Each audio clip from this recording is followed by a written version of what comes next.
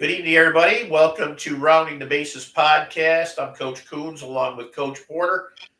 We're in the home stretch of a lot of league tournaments going to be starting up in another couple weeks, uh, both baseball, softball, which means as soon as those league tournaments start up, Coach, we were just talking about this. The day they announce the fields for the NCAA tournaments is the day the portals open up. Yeah. And, what does that mean for a high school kid? What does that mean for uh, walk ons and things like that? Since roster sizes are going to go, I think, in baseball from 40 to 34. That's the proposed change. It may be already the change. Softball, same thing. So that means everybody's going to be able to have a scholarship pretty much if they keep going the way they're going.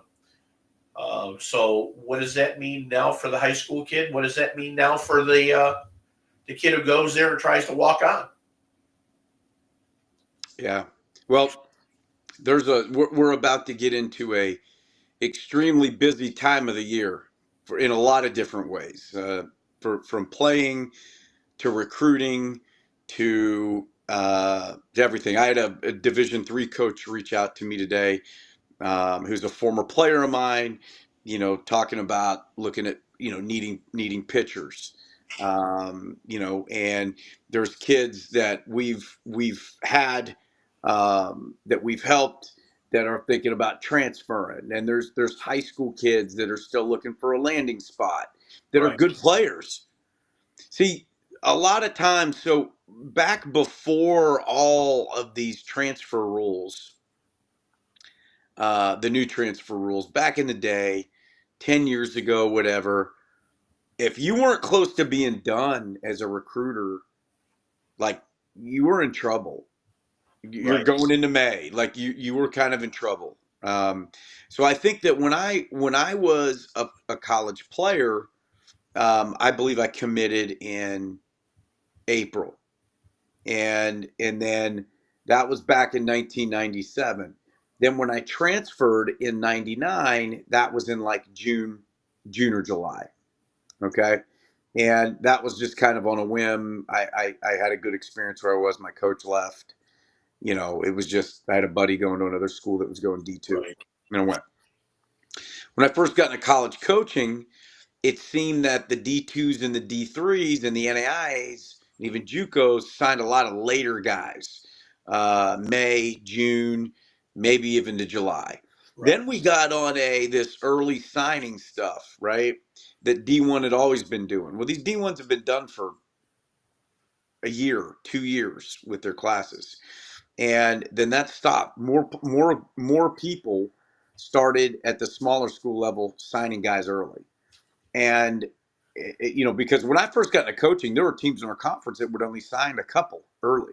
Right. And then you would start getting commits, later in the year, January, February, March. When the late signing period opened, you start signing kids and all that good stuff. A lot of things have changed. Now it seems like because of the portal, we're back to a lot of kids signing late.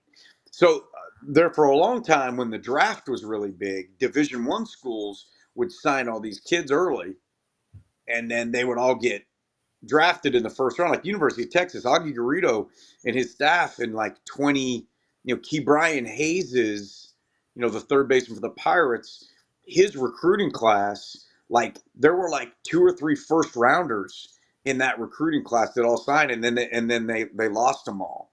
Right. So it's different. So now these teams are with the shuffling of the recruiting and the transfer portal. I think guys are committing a little bit later now, and picking up places later. You see it in college football. I mean, we've got kids getting in the portal in December and enrolling in schools a couple weeks later. So it's the dynamics change. So what's Well, happening now? Yeah. it's going all the way. I mean, all sport basketball is the same thing. It's like, Yeah. I'm watching a game the other night. I think it was LSU and Tennessee. LSU, the number one recruited pitching staff in the country. I think they had 4 or 5 freshmen that are 6'4" and bigger. Yeah. Just throw them. So you get nervous going through the handshake lines at the end of the game saying, hey, we can use a pitcher. We get blah, blah, blah. It's like open game for that stuff now. I saw a story today about a basketball player leaves Auburn, signs out west, making $2 million more. Now, basketball NIL is a lot different than baseball, which is a lot different than football and everything else. But still, are you going to play? Are you going because you love the school, or are you going because it's salary at this point? That's what it's come down to. And the part that is going to be tough is that walk-on kid. That kid who's the late bloomer, he or she, they come in, they're good enough to make that team, and then all of a sudden, you see the feel-good stories on the internet or on Facebook, wherever, the team offering the kid a scholarship, like as a sophomore. Where does that go now? Yeah. And that's such an integral part of the game. It really is.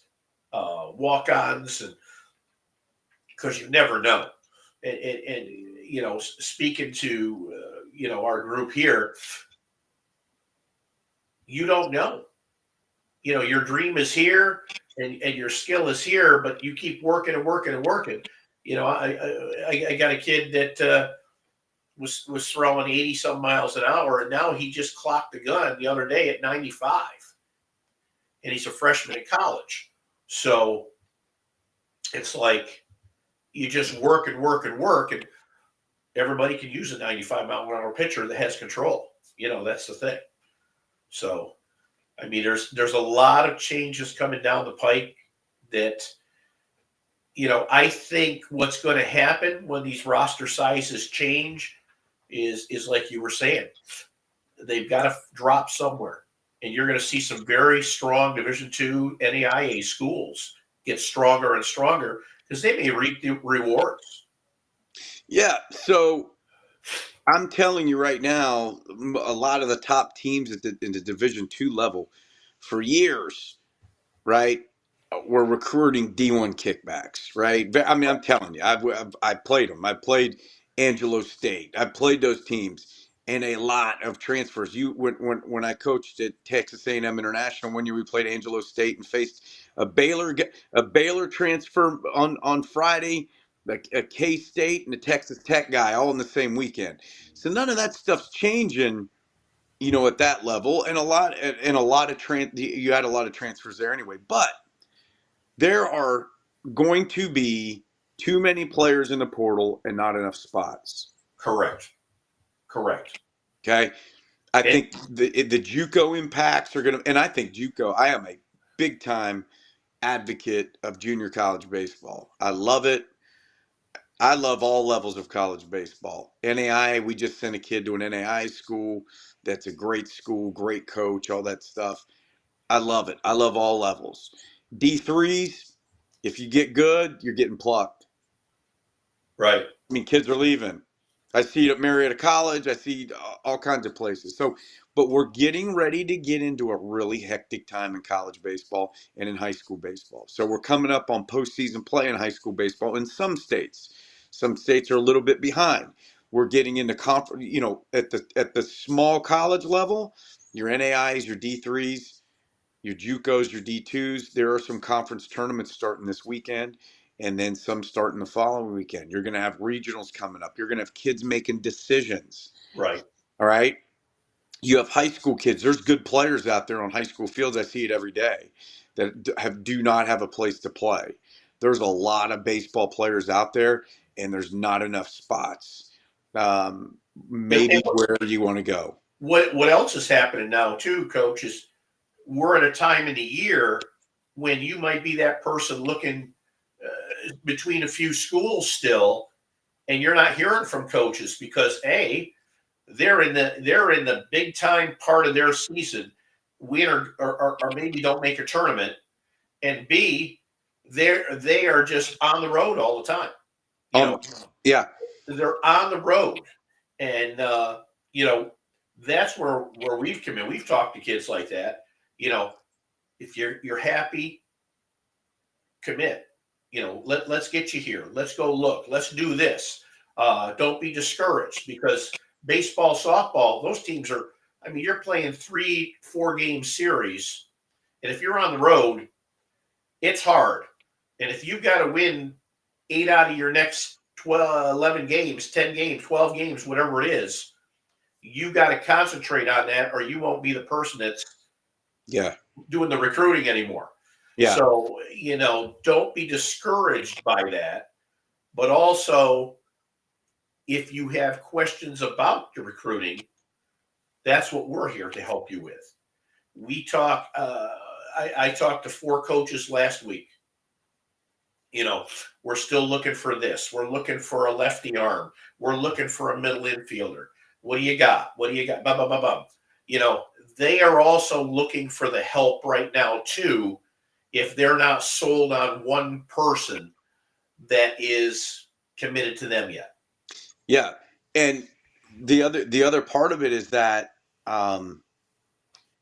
college coaches, at least in good programs, have a lot of different options right now. Yeah. The higher you're at, the higher the level, the pickier a lot of these guys are going to be. They don't have to have you. There's another guy readily available in the That's right. transfer portal. They don't have to have you. And there's a trickle down here, right? I actually, in a lot of ways, think that college baseball at all levels is going to be, not that it's not competitive, but there's going to be kids looking, and I think that's going to help some of the smaller, unfunded schools. Because Right. listen, the other part of it is this: the landscape of higher education is changing too. Yeah. Higher education, along with the NCAA and recruiting, is changing as well. You see colleges and universities closing every single day. Limestone College, played there many times. Beautiful school in the South, a really good history in baseball. I believe Gaylord Perry Right. started that program. I used to go down there when a really, really great guy and coach, Chico Lombardo, was the head coach there. We used to go down. He used to host us at spring break.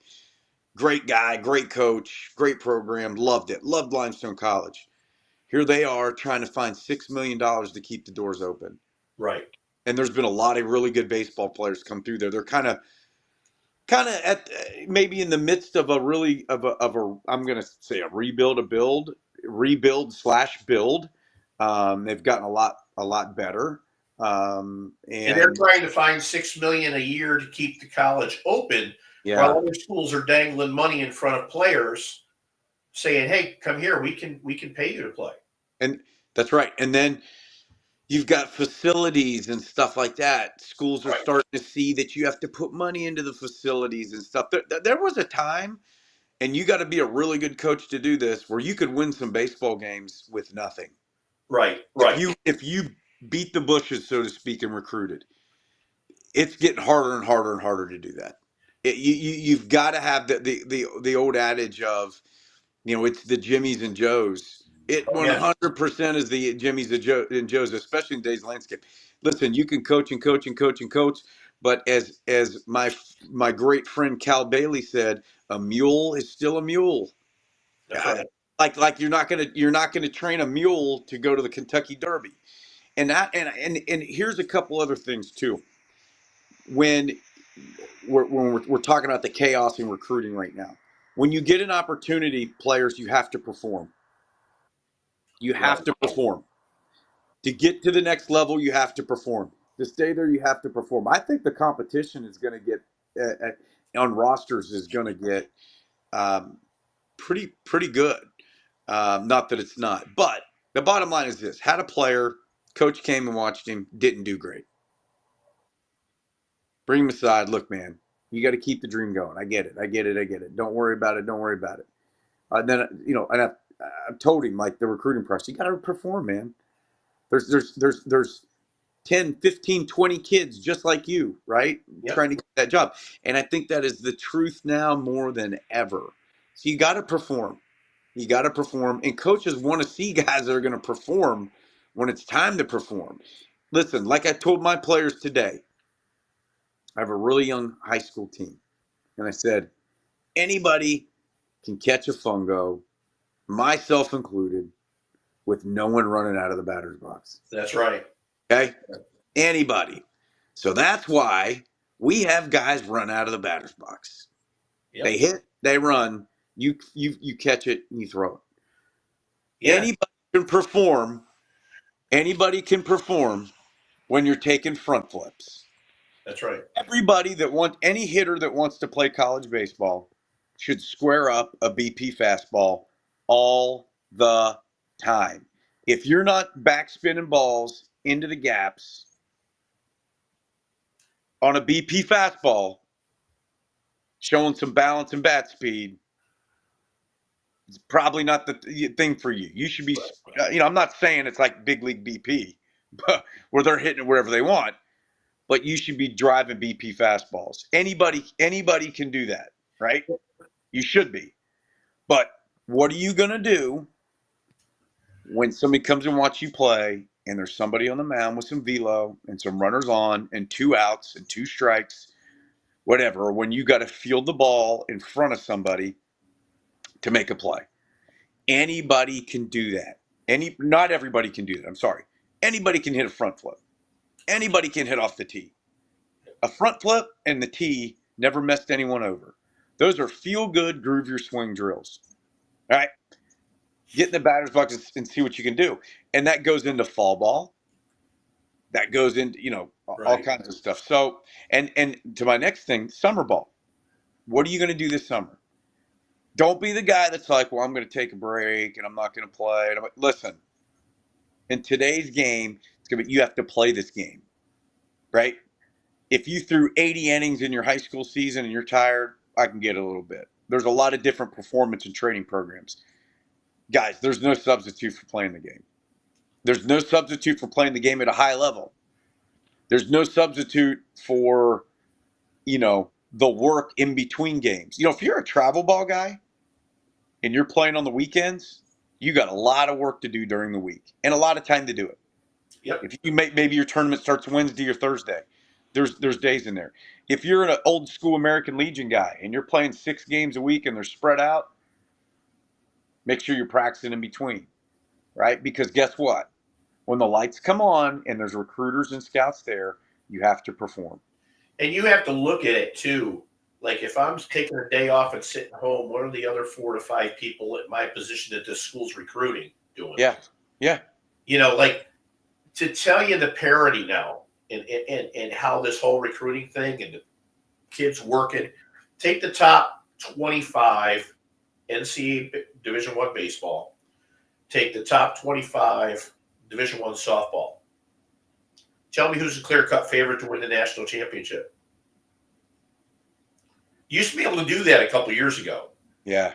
It was always going to be the Oklahomas. It was going to be the Texas or the Tennessees, somebody in the SEC.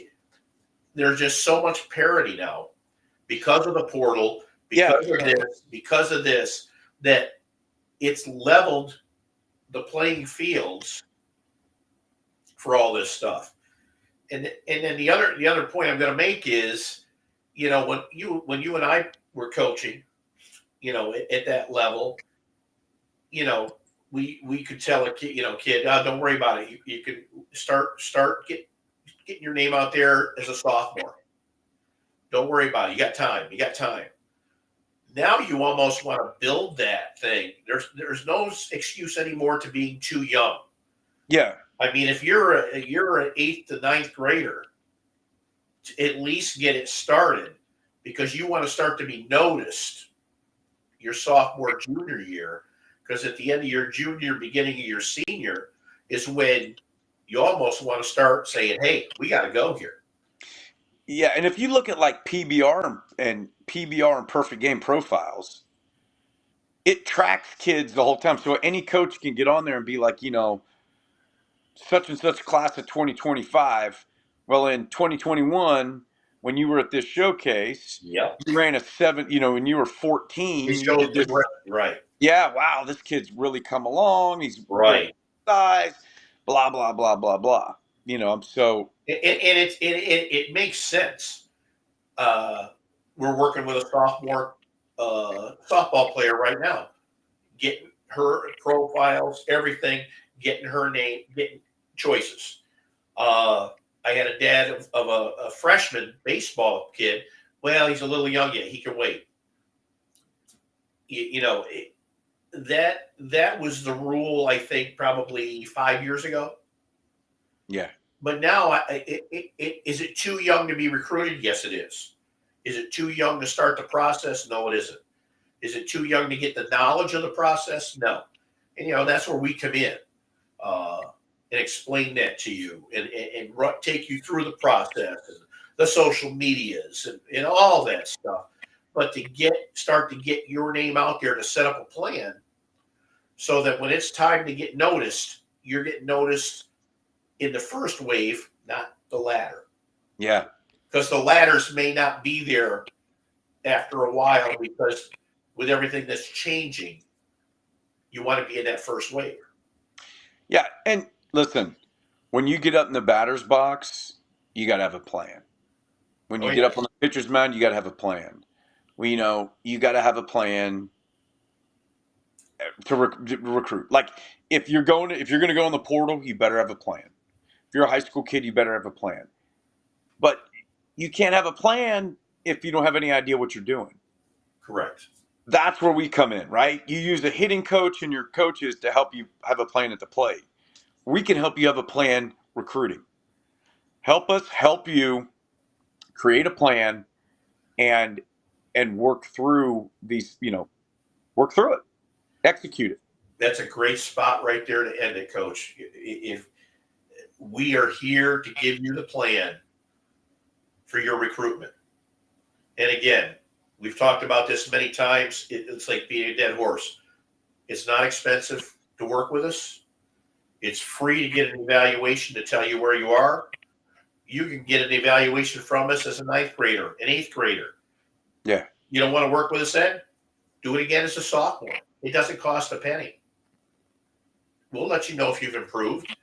We'll let you know where you stand. We'll let you know what schools are out there for you and where you're looking. So I think that's a great spot to end it. I've got to find it. I've got a video, and I think it was might have been the Oklahoma softball coach, interviewed her. They sat down with her and talked about what does she do with recruiting, and she says most of her recruiting, and it's a great interview, and I'm going to try to post it on X. It was on X, but I'm going to post it on ours. 90% of her recruiting is done before the first pitch is made. Watching how they handle coming into the field, watching how they do. And we've talked about this many times too. We help you with those steps as well. She goes, she wouldn't be at the games watching if you weren't a good player. What are the intangibles that we've talked about many times, But great spot to end it. You want help? We're here, aheadaccountrecruiting.com. You sign up with us. We work with you. There's a portal right there. It creates a site. The site is all there to send out the whole thing. Coaches can access it, and away we go. But we'll be here again next week. We'll probably be right in the middle of, I know here in Alabama, we're nearing the end of the section baseball. That'll be in regionals and things like that. I know up your way, it's probably getting close to the sectional time. Yeah, we're about 3 weeks out here. Yeah. 3 weeks out. So Yeah. And we'll talk some more then, and we'll have some ideas, and we'll show you some things online here. But until then, we hope you're still playing. We hope your team is still playing. Keep working. Reach out to us. Email us if you have a question or you need a tip on how to work out or how to go in a cage. You get nobody to work with. We can help you with that. weight training. We can help you with that too. But until next week, we hope your team is successful and you're getting better every day. Take See you care. then.